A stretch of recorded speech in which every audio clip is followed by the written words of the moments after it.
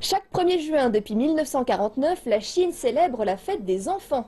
Proclamée pour la première fois en 1925 lors de la conférence mondiale pour le bien-être des enfants à Genève, elle est devenue officielle dans certains pays que depuis les années 50. Tout d'abord appelée Journée internationale de protection des enfants, elle est devenue tout simplement Fête des enfants dans bon nombre de pays du globe, tels que les États-Unis, l'Allemagne et la grande majorité des pays d'Amérique latine et d'Asie.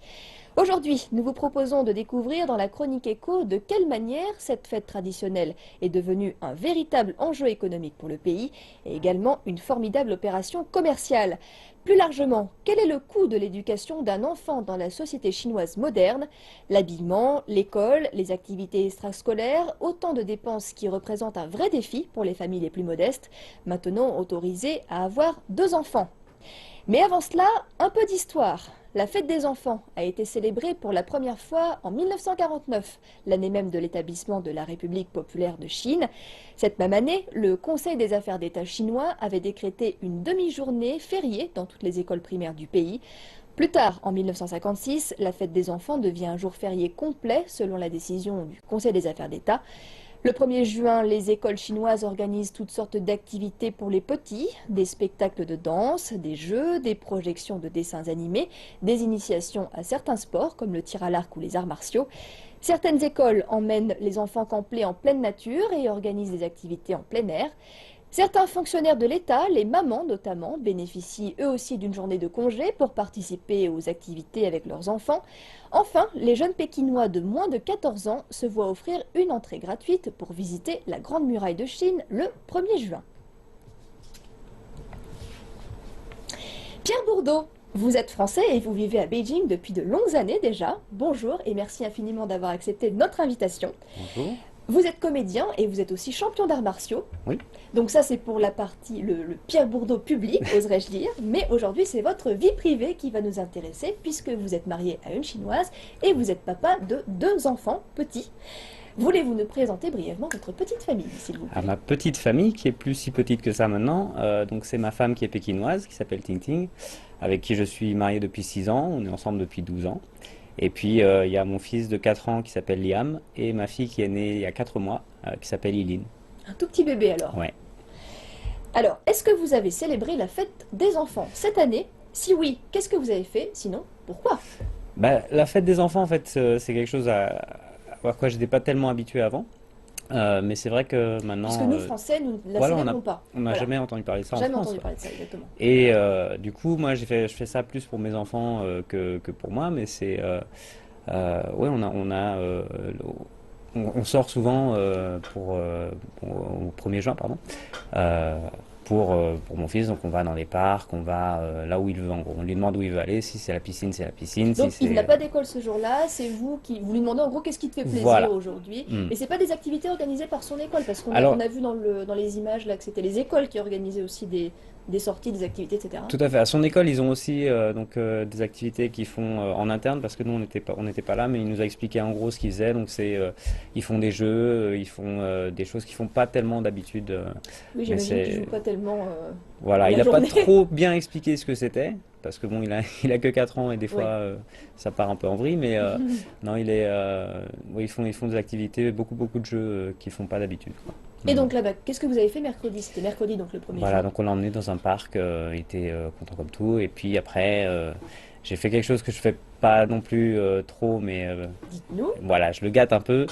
J'étais au supermarché pour acheter à manger, et je suis passé dans le rayon jeux, il y avait des promotions, donc j'ai acheté des jeux. Voilà. D'accord. Donc Mm. vous êtes quand même plutôt papa poule ou Un peu, ouais. tendance à Un peu gâter trop des fois. les enfants? Ouais. Et on s'en Voilà. rend compte d'ailleurs parce que dans sa chambre maintenant il n'y a plus de place pour mettre les jeux. Tellement il y Donc en a voilà, ouais. on fait un peu trop des fois. Donc, la fête des enfants, vous l'avez découverte en arrivant en Chine, Mhm. ce qui est mon cas aussi, puisque comme on l'a dit, en France, on a la fête des mères, la fête des grands-mères, la fête des pères, mais on n'a pas la fête Pas des fait des enfants. enfants. Alors, qu'est-ce que vous, en tant qu'expatrié en Chine, ça vous inspire la fête des enfants? Est-ce que vous trouvez que c'est une fête originale ou pas du tout? Ou est-ce que vous... Qu'est-ce que vous en pensez? J'en pense pas de mal, mais pas non plus pas plus de bien que de la fête des pères ou la fête des mères, parce que je pense que c'est quelque chose qui reste très commercial en fait. Un peu comme la Saint-Valentin, ouais, comme la fête des grands-pères, des grands-mères, etc. Bon, Ouais. c'est plus, à mon avis, une, une excuse pour demander aux gens de dépenser un petit peu Ah, mais plus, là, peut-être. vous sautez directement à la question suivante, puisque c'est justement, comme toutes les fêtes célébrées en Chine, alors maintenant il y a trois Saint-Valentin, il y a bon, évidemment la fête du printemps, mais bon, ça c'est des fêtes plutôt Mhm, traditionnelles. Alors, c'est une aubaine pour les plateformes de e-commerce et pour enfin, oui, surtout pour les plateformes de e-commerce, qui lancent des ventes flash, des mhm. promotions à tout casser sur les vêtements, les jouets, le lait infantile, etc.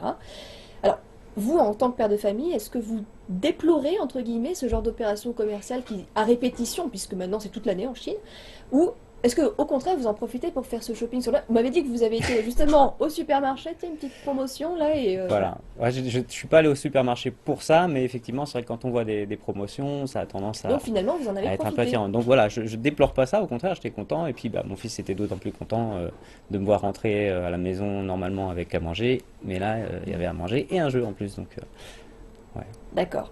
Alors, on va élargir un petit peu plus la discussion et Mhm. sortir du cadre un peu rigide de la fête des enfants, puisque bon, nous, en tant que Français, on ne connaît pas cette fête. En Chine, elle existe depuis les années 50 et apparemment c'est devenu une sorte d'institution. Mhm. Alors, dans beaucoup de sociétés en Chine, on accueille l'arrivée d'un enfant comme une bénédiction. Je suppose que pour vous, ça a été une bénédiction aussi. Bien sûr. Hein. Mhm. Depuis l'assouplissement de la politique de l'enfant unique, on s'attendait à un véritable baby-boom, mais celui-ci n'est pas arrivé, en tout cas pas vraiment. Tous les sondages montrent que les familles affirment qu'elles n'ont pas les moyens de faire un second enfant. Vous, Pierre, vous êtes étranger ici, donc vous Mhm. n'étiez pas soumis à la politique de l'enfant unique. Peut-être votre femme, je sais pas, elle m'a dit qu'elle était pékinoise. Oui. Donc, Et mes enfants sont de nationalité chinoise, donc on y est quand même soumis. d'accord, Ouais. vous y étiez soumis. Donc vous avez choisi d'en avoir deux. Mhm. J'aimerais savoir, quand vous avez pris cette décision, est-ce que vous avez réfléchi à la française ou est-ce que vous avez, c'est-à-dire, est-ce que vous étiez libre de votre choix? Est-ce que vous avez dit, bon, on aura deux, trois enfants, etc. Ou est-ce que vous êtes plutôt plié à la tradition chinoise qui veut en fait que les parents se sacrifient un peu corps et âme pour leurs enfants? Hmm. Et deuxième question, est-ce que votre qualité de vie a baissé après l'arrivée de votre seconde fille? Euh, alors c'est vrai que on y est forcé de s'adapter à la manière chinoise en fait, parce que c'est vrai que d'avoir des enfants ici, c'est pas gratuit, c'est vraiment un coût. Et on s'est rendu compte en fait après notre premier enfant que si on voulait avoir d'autres enfants, faudrait serrer la ceinture. Euh, Donc vous le saviez, on savait, c'était pas une on surprise. savait. Maintenant on sait par exemple que si on en a un troisième, ça va être très dur. Très très dur. Ouais. Parce qu'à partir du moment où les enfants vont à l'école et qu'on a cette sortie d'argent tous les mois, c'est pas tellement le coût de la vie parce que ce qui est en nourriture, en habillement, même en jouets, Reste correct. c'est correct, voilà. Ouais. Mais par contre, c'est vrai que dès qu'ils vont à l'école et puis Ça, aussi on en les parlera un petit peu activités après. extrascolaires, c'est. Mais alors, vous savez qu'en France, quand on décide d'avoir deux enfants, enfin, quand on décide d'avoir un enfant, on se pose pas les questions forcément qu'on pourrait se poser en Chine. Mhm. C'est-à-dire qu'on va pas faire une table de calcul en disant alors là, il faudra nous dépenser ceci, cela. D'autant plus qu'en France, on a les aides du gouvernement. Est-ce que ça, en tant que Français, ça vous met pas un peu en colère de ne pas pouvoir bénéficier ici des mêmes opportunités que vous pourriez avoir en Europe? Non, je dirais pas que ça me met en colère parce que je pense on vit assez bien quand même avec ce qu'on a. Je pense pas que c'est sûr que c'est bien d'avoir des allocations familiales, c'est un petit plus pas négligeable pour les gens qui en ont Bien besoin. sûr, oui. Nous, je pense pas qu'on en ait vraiment besoin, donc je voudrais pas, non, je pense pas vraiment vouloir y prétendre. Euh, Après, c'est vrai que quand on voit la manière dont les gens en France, la manière dont ils pensent quand ils vont avoir des enfants, c'est vrai que on a une espèce de légèreté qu'on n'a Exactement. pas ici. Oui, On oui, n'a oui. pas On dit, oh, vraiment, bah, tiens, on va oui, avoir. on va avoir un enfant, Voilà. ça va être le bonheur. Là, Alors vraiment, qu'ici, c'est un c'est projet, il faut le plutôt, ah, on va avoir un planifier. enfant, on va plus avoir d'argent, on va mal vivre. Voilà. Bon, Est-ce que vous après, avez pensé un peu, mais est-ce que je veux savoir exactement, est-ce que vous avez fait des calculs très précis en disant, tiens, là, il va nous coûter tant, puis là, elle va nous coûter tant, tac, tac, tac. Est-ce que vous avez été pragmatique à la limite du, oui, de la table de comptabilité? non, pas si précis que ça, mais c'est vrai que quand on a quand mon fils a commencé à aller à l'école, on a vu que c'était quand même un budget assez important. Donc on prend ça en compte. C'est-à-dire voilà, combien on met dans la maternelle tous les mois. Et puis après, quand il ira à l'école, combien ça va nous coûter. Hmm. C'est l'éducation, surtout le coût de l'éducation Le coût de l'éducation. ouais, Ouais. qui est pris en compte. Mais il y a l'éducation, mais même avant de naître, les enfants coûtent cher. Selon qu'on choisisse un hôpital public ou une clinique privée, le prix des soins peuvent aller du simple au quintuple, voire même au sextuple. J'ai des exemples fous. Certaines personnes dépensent jusqu'à 10 000 $ pour une chambre seule dans une clinique haut de gamme, enfin avec un environnement correct, disons, surtout à Pékin. Euh, Évidemment, selon qu'on choisisse un hôpital public ou un hôpital privé, la qualité des soins varie. On entend d'ailleurs souvent des histoires terribles sur les hôpitaux publics en Chine, bondés avec des heures d'attente interminables, même pas la possibilité d'avoir un rendez-vous avec un médecin dans la journée, etc. Et je rappelle aussi ce chiffre qui fait un peu peur. Il y a en ce moment à Pékin, nous sommes en 2016, l'année du singe, il y a 300 000 femmes enceintes en ce moment à Beijing. Voilà. Waouh. Ça fait peur. Ça fait Ça un fait peu peur peur. et c'est 2 fois la population de ma ville natale. Enfin bref. Alors, vous, Pierre, j'aimerais savoir ce que vous avez choisi comme option pour la naissance de vos enfants, public ou privé. Et là encore, est-ce que vous avez regretté... vos enfants sont nés en Chine, n'est-ce pas? Oui, oui, oui. Est-ce que vous avez regretté de ne pas pouvoir bénéficier des choses dont nous, Français, nous pouvons bénéficier Là, en bien France? sûr, par contre, ça a été dur, surtout pour ma femme, parce que c'était elle qui était obligée d'aller faire les examens pendant sa grossesse Mhm. tous les jours. Donc, on n'a pas eu le choix finalement, parce qu'on n'avait pas les moyens de se payer un hôpital privé pour ça.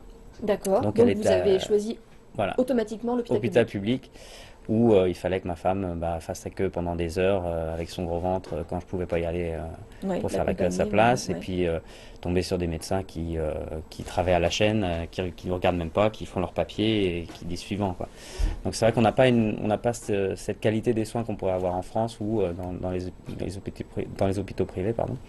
Donc oui, ça a été un peu un regret Alors, pour nous. question un peu indiscrète, combien ça vous a coûté Alors, ma femme avait pour fait votre un fils et pour votre calcul fille? pour mon fils, parce qu'avec son travail, elle était remboursée en partie, D'accord. mais il faut débourser. Il y a aussi les rembourses qu'on doit donner au médecin. Intéressant, ça. Voilà. Dites-nous-en un petit mot. Bah, Parce que c'est une tradition c'est une voilà. tradition, oui, à laquelle on peut pas couper, je pense, hein. Les médecins attendent à chaque Donc en fois, gros, donc c'est le quoi? Pour médecin, que le médecin soit l'anesthésiste. gentil avec nous, il faut lui donner de Voilà, l'argent, quoi. voilà. Puis c'est aussi surtout pour que ma femme, quand elle va accoucher, elle se sente mieux, en sécurité, au moins. À ce point-là, je veux dire, si vous Ouais. donnez pas d'argent, ils vont Je pense casser la pas tête qu'ils du le feraient. Je pense bébé. ils feraient leur travail de la même manière, mais c'est plus. Moi, j'ai fait ça plus pour ma femme D'accord, que ouais. Pour la pour la protéger, qualité entre des soins. guillemets. Parce que je pense qu'ils D'accord. ils vont Donc ça pas. paraît inimaginable en France, une chose pareille. C'est la corruption, hein. Ouais, bah, quasiment. Ouais. Quasiment.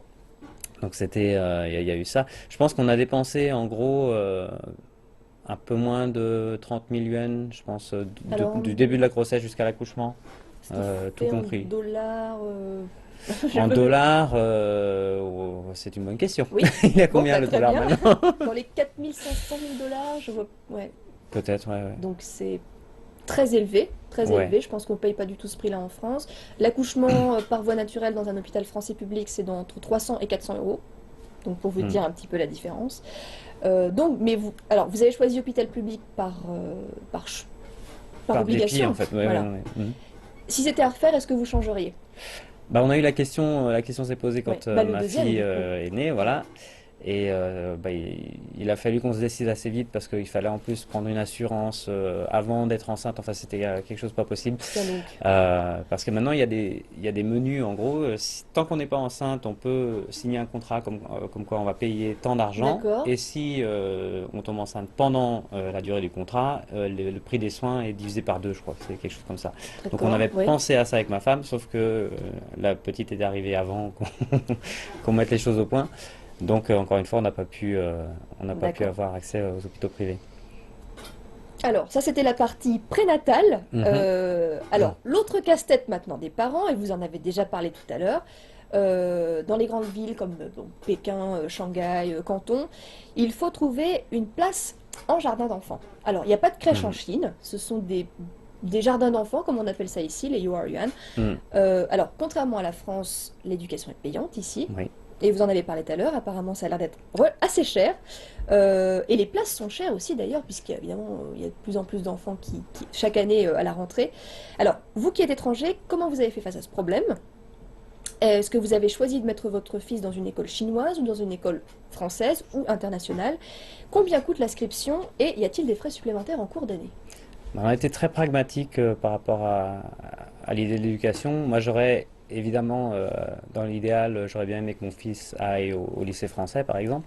Mais comme on n'habite pas du tout dans ce coin-là, ça aurait été impossible de D'autant l'emmener plus à qu'il a l'école et puis d'aller le déménagé chercher. très loin au nord maintenant. Voilà, Ouais. donc c'était au niveau location, c'était Ouais. impossible. Et puis après, donc on a essayé de trouver des écoles publiques, parce que moi je pensais que le public ce serait moins cher que le privé, et finalement pas tellement, Pas tellement. parce que comme vous dites, les places sont chères, et pour rentrer, pour avoir justement ces places, eh ben, il faut payer Ouais. dans le public. Donc finalement on a trouvé nous une maternelle qui est à côté de chez nous, qui est tout près, qui est pas donné, mais en même temps, c'est pas non plus Combien, très dites-nous, cher. si c'est pas On un peu paye indiscret, un peu moins de 4000 kouai, un peu moins de 4000 yuan par mois. par mois? Voilà. Donc pour une maternelle, c'est quand même C'est pas quand même mal. très cher. Par contre, à Donc, côté, c'est vrai qu'on a un service, enfin, une éducation dedans qui est pas mal. Mon fils apprend le piano, il fait de l'anglais, ils font du sport. Enfin voilà. Puis on a les classes sont pas surbookées. Je crois que c'est 20 élèves pour 3 profs. ce qui est relativement léger Donc quand c'est même. pas mal, Ouais. ouais. Mm. Et bien justement, vous me faites une très bonne transition avec la question d'après, les activités extrascolaires. Alors, c'est un pays où on célèbre la fête des enfants et en même temps où règnent les fameux petits emplois, même si c'est de moins en moins vrai d'ailleurs hein, Mhm. dans la société. Mais ces enfants sont soumis à une énorme pression dans la société chinoise puisqu'ils ont l'obligation de réussir à l'école et d'être Mhm. les meilleurs partout. Donc, ils sont obligés de multiplier le week-end les activités extrascolaires. Euh, En fait, moi j'ai le sentiment que les enfants chinois ne vivent pas vraiment leur jeunesse Mhm. puisqu'ils sont obligés d'étudier tout le temps ou de faire du sport le week-end. Quelle est votre vision des choses à ce sujet? Et est-ce que vous avez forcé votre fils et peut-être bientôt votre fille à Mhm. faire des activités? Est-ce que vous lui avez laissé le choix? Ah oui, ça c'est le choix, c'est hyper important pour moi. C'était si mon fils aime quelque chose et qu'il a envie de le découvrir, même si je dois payer, je veux bien qu'il le fasse. D'accord. Mais je vais pas le forcer à faire des Hmm. choses parce que moi, petit, j'ai vécu ça, d'avoir à faire des choses que j'avais pas forcément envie de faire. Et puis j'ai aussi été témoin quand j'étais prof à Pékin. Quand je suis arrivé à Pékin, j'étais prof dans une maternelle pendant D'accord. 7 ans. Ah oui, donc vous avez une bonne Et expérience des enfants du coup. voilà. Et puis j'ai vu des enfants justement Souffrir quoi. faire limite des dépressions parce qu'ils avaient trop de boulot. Et c'est Ouais. des enfants qui jouent jamais, qui vont à l'école le jour et puis dès qu'ils ont fini, ils rentrent à la maison, ils doivent faire du violon, du piano, de l'anglais, du sport, etc. Donc Et ils vous, jouent vous leur jamais. laissez un choix total. Ouais. Ouais, Si ouais. t'aimes, tu continues à faire le sport. Si t'aimes pas, on arrête. Ouais. Il n'y a pas de problème. Même au point que l'école dans laquelle mon fils est en ce moment, ils ont aussi des activités extrascolaires. Mais j'ai pas eu envie de l'inscrire à ça parce que je pense qu'il a des horaires assez importants déjà et que de jouer à la maison c'est aussi important pour Ce qui son fait de vous un éducation. excellent père, et ce sera ma toute dernière question très rapidement. Est-ce que vous prévoyez d'en avoir un troisième, oui ou non? Non, je pense pas. Non, On voilà. n'aura pas les Pour moyens. des raisons, voilà, pour des Mm. raisons de moyens. Eh bien, ce sera le mot de la fin. Merci beaucoup, Merci Pierre. à vous.